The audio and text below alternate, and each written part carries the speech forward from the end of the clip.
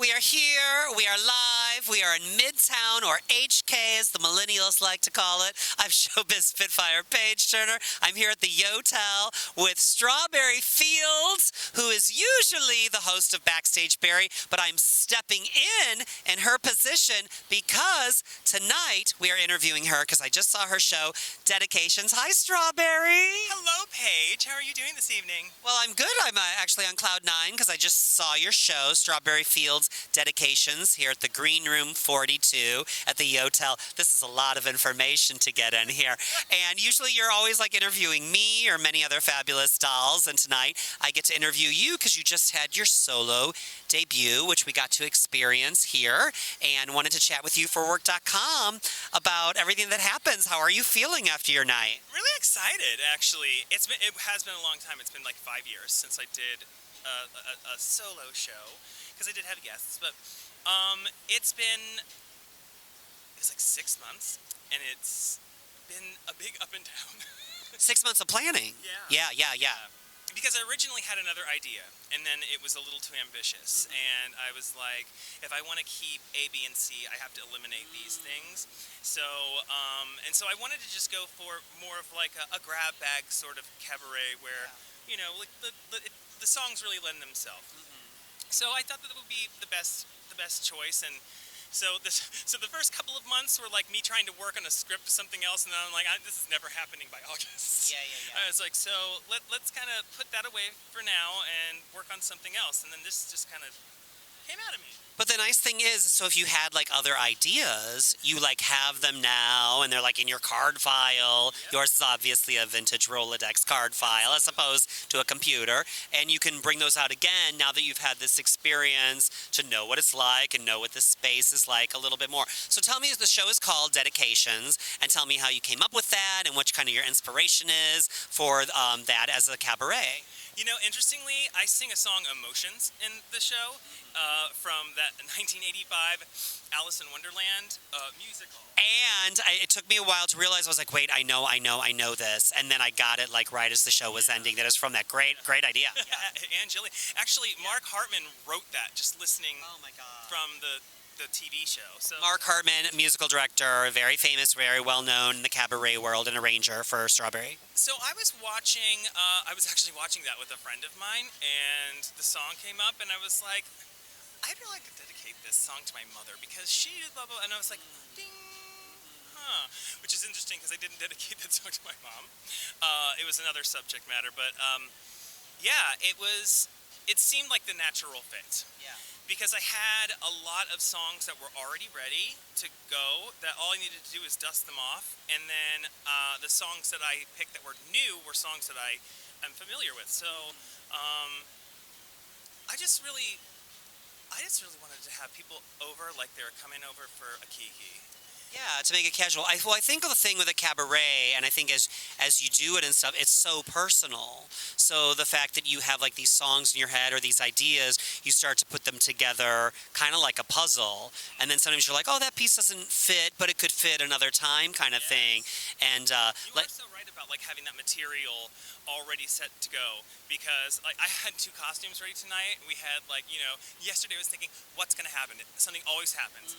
And I was already thinking in my head, if something happens, you gotta roll with it.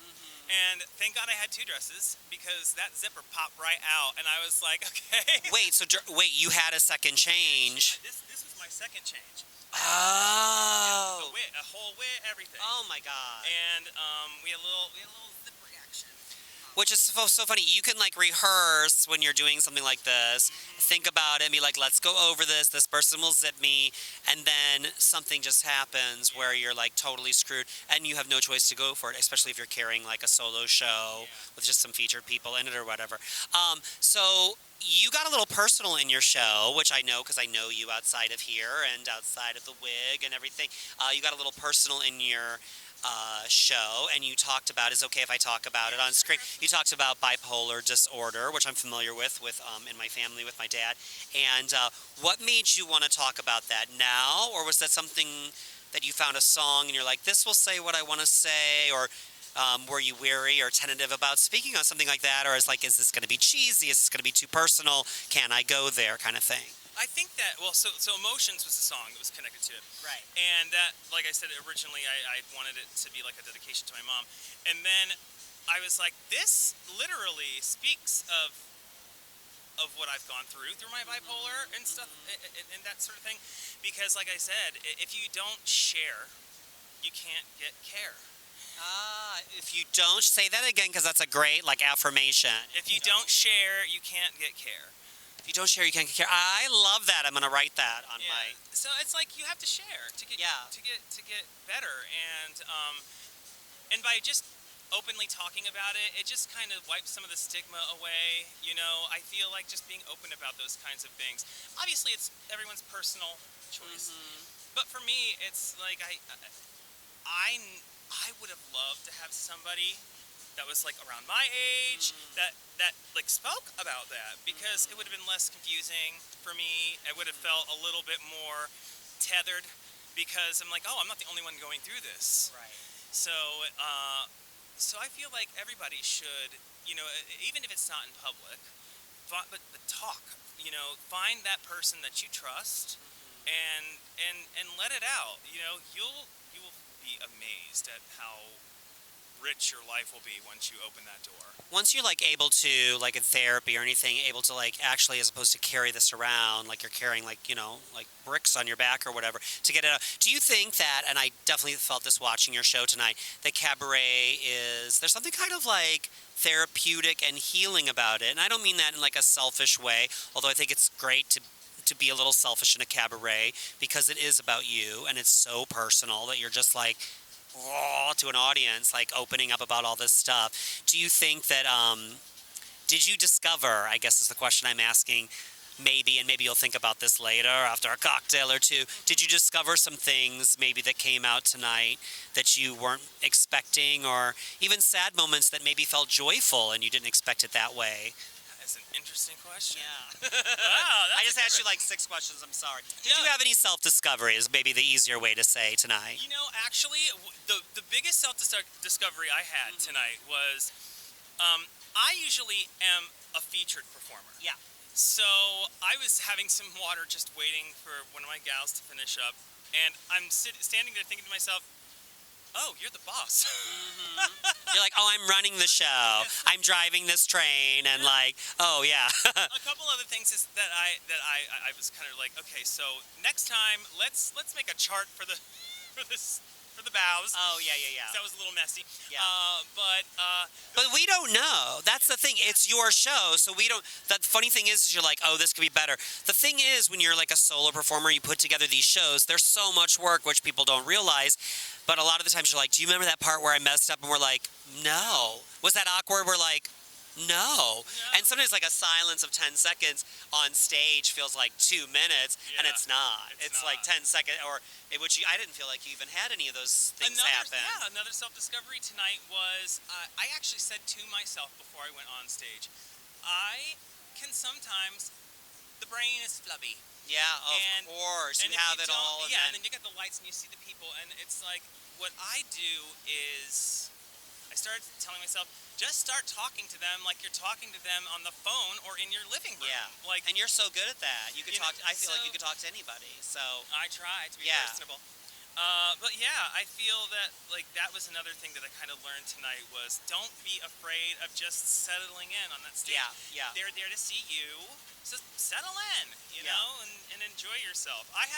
I think I actually ended up having a lot more fun than I originally thought. You were like, I'm so stressed out. This is crazy. Am I gonna have fun? Yeah. But I was like, but we got there and into the space, and I was like, this is happening, and it's a really good feeling. I think once you realize people are listening and stuff, and I've played this space before, and I know sometimes it's hard to hear if people are laughing and stuff in this space. And the lights and the sound here are absolutely beautiful. Wait till you see these videos of you and stuff. Like a couple of pictures of videos on my phone. I was like, oh my God, the lighting here is just radiant or whatever. It's really great for a drag performer, by the way. It really is great, right?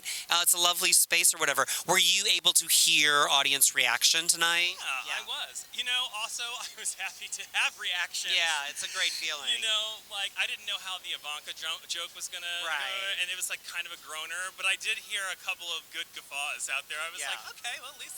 Well, let me ask you this. This is a great segue, because I First of all, everyone kind of is like, especially a queen, wants to talk something political, and you're like, I'm not that political, which is my thing I always say. I'm like, I'm into shopping, and I know you are too, whatever. And then she's like, I'm not that political, but, and I was like, oh gosh, part of me kind of had a little bit of judgment. And then you did Jerry Herman's Wherever He Ain't from Mac and Mabel, which I love that song in general. And then, but you did it wanting to be, correct me if I'm saying this right, everywhere that Trump is not. Yes. Get me away from him, which I thought was like, damn, that's a great idea. Tell me how that came about and the arrangement of that. Well, I love that song. And Great song. it was interestingly one of the first songs I ever sang live in this city. James Cunningham, who used to be my music director, he actually made a full orchestrated track for me in my range, and I used it at the West End for one of the competitions. Oh my God. So, so I loved it, and when I was flipping through songs to do, it came up, and I was like, the idea immediately like went bing. I was like, With Trump. yeah, That I idea. was, Yeah, I yeah, was yeah. like, because that's all I think of whenever I see Oh him. my on God, I TV. love that. It's like, get out of here. Just, I will go anywhere you're not. Please, seriously, I'll go to hell. Like, And you think of that song. Well, I love that. That's how a cabaret really develops. Like, so in your repertoire, in your bag of tricks, and in your stuff you knew so well, Wherever He Ain't was one of your songs, and you dusted it off, but you made it this version that was personal, and yet it was something that we could all respond to, and it was political, and it was light enough, but still, like, I could enjoy the song and still be like, yeah, screw this, get me away from this guy, kind of thing. So then I was like, oh, well, that was a perfect thing. You had some nice moments, and you got very retro on me, which I absolutely love, which is very much you, and the whole Barbie thing. It kind of felt like, and I know you know this, the little Barbie album. What's the record that she has? I'm happy, I'm Barbie, and all that. It kind of felt like I was like putting on, as you say, Skipper. You say you're Skipper, like Barbie's like kind of album for some night of like fun songs around the piano, and then let's invite some friends, kind of things. Was there a song that you were tentative to sing that you sang tonight? That you're like, I don't know if I'm gonna have the notes, or I don't know if this song's gonna fit or not. That you were like, should we put this song in? Or maybe Mark's like, no, you should do this, or anything like that. actually, Wherever He Ain't. Oh, you were tentative about I was tentative. because the political. A little bit, Yeah, yeah. because I felt like any other at this time, right now Mhm. in my life. I feel like any other subject matter connected to that song for me would not make sense. It would be pretentious because it wouldn't make sense. Yeah, yeah, yeah. That's how I feel about that situation, and I was like, I asked him. I asked Mark. I said, should I do this or should I pick something else? He goes, no, do it. Yeah. So I was happy that I did it, and I, like you said, like I don't like bogging people down all the time with politics because Yeah. we kind of run away to these shows. I feel like there's people that are very good at that, and there's definitely queens that are good at that or whatever. But I know that you like the lightness and the happiness of like retro and stuff like that. So you're like, but it was a great. It actually ended up being one of my favorite moments in the show. And then you had some other things. What was that very last song you sang before your finale, which we'll talk about, of Go the Distance? What was the very last song? I knew that from a musical that you sang. I think how it's gonna be from Applause. Applause, yes. Oh my gosh. I'm embarrassed to say not embarrassed to say, I just watched like 15 minutes of a Mexico version of Encore. You know Encore City Center? A Mexico version of that on YouTube like yesterday. Long story why, which I won't get into here. The dance, the O Calcutta. Yeah, yeah.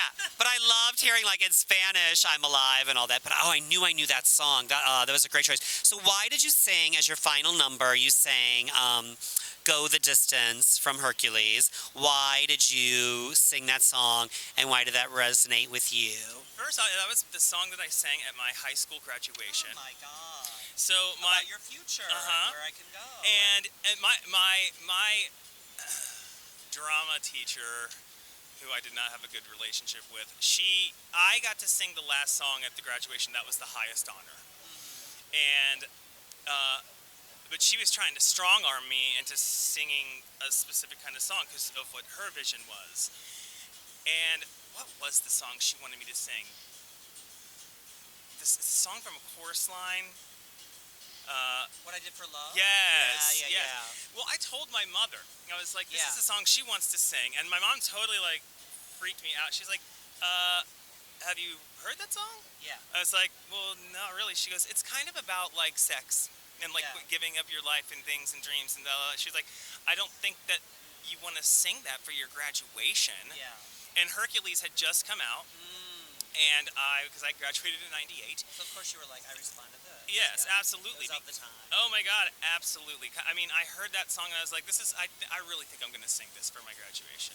And then I put that, I actually put that arrangement together myself. The musically, if you watch the movie, I wanted to do a version that was more like the animated film. So I intermixed like some Michael Bolton in there, and then somebody, then my vocal teacher at the time, arranged it for me, and and the rest is history. But yeah, I also wanted to do it tonight because I feel like I'm always going to do that song as like one of I love that. If that's your song, that's like a huge thing for cabaret. my mother loves that song, and And your mom and dad were in the front row, and they flew in specifically for this. just for 2 days. I gotta say, that's some of these parents amaze me. Like yeah, that's amazing. It is. I hope that feels good. That does. they're like, are they like waiting at the bar? And yeah, they're like here waiting at the bar. It's like my women ordered all this food for everybody. I love that. That's so sweet. And your boyfriend and your mom, your boyfriend with your parents in the front row. And you made a joke that this is the most exciting thing that your dad has ever done. And your dad was in the Navy? Air Force. The Air Force, excuse me. Yeah, in the Air Force or whatever. So what is that like? Because I have been, when we did So You Think You Could Drag Together, they were there. And I remember that. And I've met your mom a couple times since or whatever. So how has this process for anyone to inspire people out there, like how has this process with your dad been of seeing you? Or was just like, this is just what I do to express myself underneath all this as a gay man? Or has that been difficult? Or has it maybe in some ways been a little easier for him to see you do drag and be like, well, it's still my son being passionate and back to the high school thing and what you did for love, pun intended. Oh yeah, right. Yeah. So this is funny. Who said this about me? Oh, Miss Cracker said to me. First, I'm her favorite schizophrenic. I love that. And then she's like, she looks like a piece of apple pie, but this one's crazy. And I was like, you're right. And she's right, because I don't think that me putting on a dress was the wildest thing my dad had to put up with in my life. Okay. So, and especially me, like putting on a dress compared to the other things he's had to deal with like other things in the family, aside from me, I think this is like he's like, oh, okay. yeah, this is like, the least of his worries. I think he was more concerned when I came out than this, and it really didn't take him that long to get over that, because I was like, hello. Yeah. I mean, right? down, I yeah. mean, Jesus, I think I came out of my mother with sparkles. I was like, Yeah. hello. Yeah, she's like, now we can really go shopping. Yeah. Oh, I thought it was so beautiful. Real quick, because I know we're talking so much, we could talk so much. We usually laugh so much. We're getting so much into like technique and stuff. I hope all you young dramatists and drag queens and everything are watching this. Tell me about your co-stars. We had Caitlin and Rebecca Gray. yes, they're fabulous. Wonderful they singers. Both are really wonderful. in I their own actually, way. I had a friend of mine who was at the show tonight, but shall remain nameless. I loved this. You probably know who I'm talking about. Yes, I do. She asked me, she goes, now, are these two girls like just your friends and you want to put them on stage? Are they actually good? Yeah. I said, well, the one I've never met, because I had never met Rebecca before this. Wait a minute. So how do you put someone in your show that you've never met before? Because I trusted Caitlin's Oh, judgment, okay. because I know Caitlin's Caitlin, yeah. And I appreciate Caitlin's taste, Yeah. And then when I heard Rebecca, I was like, yay. She's fabulous. She's fabulous. Real good. So they're great. Rebecca, I think, is like so quasi newlywed. Her husband was there tonight. And Caitlin and Yzma, they're just having a good time. Yeah, they're great for cabaret. They both had their own thing that really shined. You did just one number with them. Yeah. Yeah, and because I know that takes so much of time and practice and rehearsal, whatever. But I really like that. You could definitely do more numbers with them in the future. So after all this, as we wrap this up, what's one final thing from your night that you can really take away from this experience after 5 years of not? I hope it's not 5 years and more like 5 months till your next one. What can you take away from this tonight? What's next? What's next? Very good. That's great. So obviously you had a good time if you want to know what's next. And we also want to know what's next for you. Now you also perform with Ruby and Julia every year for your We Three Queens. Do you think you'll be doing that again this year, your trio show? We should be. We discussed it earlier, and I'm trying to figure out how it's going to work with my holiday show. Yeah.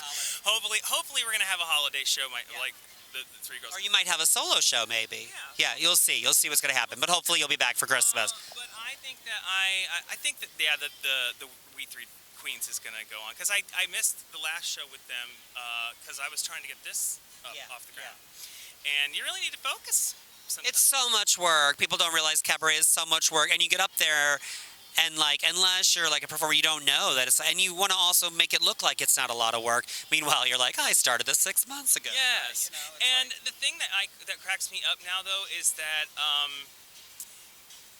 I know that I can do this. You know, I mean, it's one thing to be able to get up on somebody else's stage and be directed or perform or like, so you think you could drag. Like, I mean, that's an opportunity for us, but that's not your show. Really taking charge and making it your own is a whole other bag of tricks, and you can do this. And now that you've passed through this, so much of this will be so much easier the next time. Still work, you got to do the work, but so much easier. I got a lot of music now. And you got a lot of music, and you can pull that one out again. You're like, well, I'm always going to go the distance because we loved it so much. Well, it's not only my friend, but I'm also a fan. I dressed in red for you tonight. Strawberry. I don't know if you got that. Oh, is there a gift I have for you? She's like, enough with your GD talking. I do, and I hope you don't have this. This is so, it's a paper bag. No, if you have this, there's no card. Well, you could just act like I wrote something. I forgot because I ordered hummus and forgot. It is very breakable. I think you admired this. I think...